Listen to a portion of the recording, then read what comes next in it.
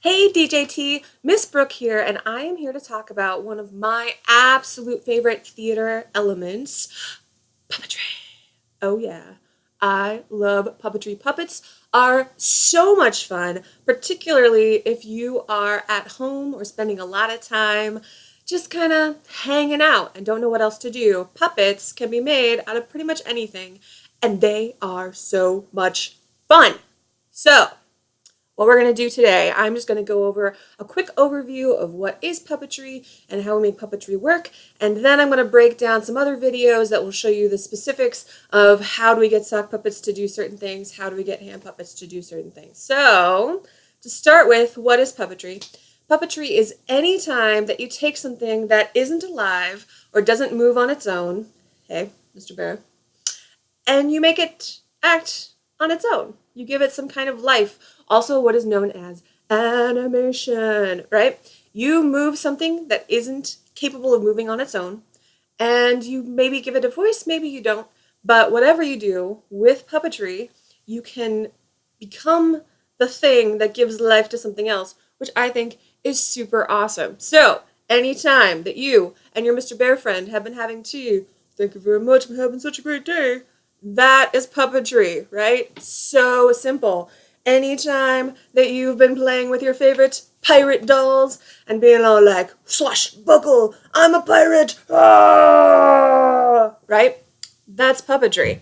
So, puppetry, to start with, the very basics of what is puppetry, you have to think about how something that isn't alive or doesn't move on its own could be made to move, right? So it's really easy with like stuffed animals because you can just take their arms and kind of move them for them.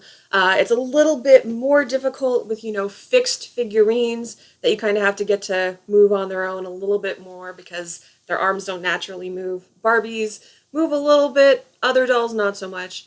But my favorite, of course, of all the puppets is the hand, right?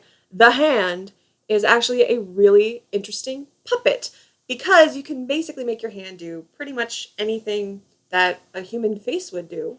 And there are actually a lot of people out there who have made whole careers out of just moving their hand.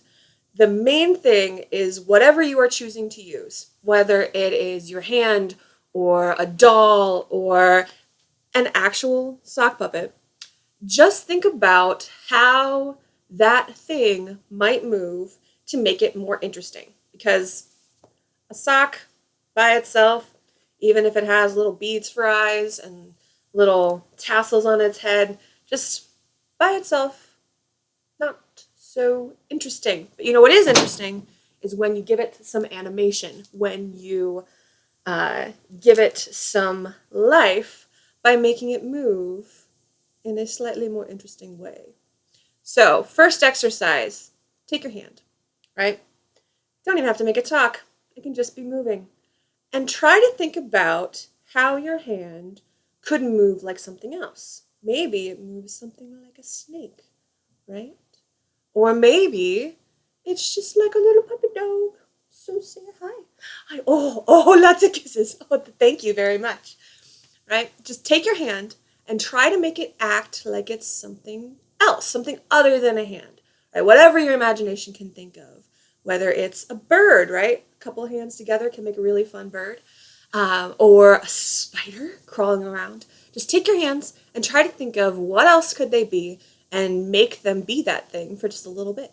And I'll come back with some more videos that will play with different ways we can move our hands. All right. Have a good day.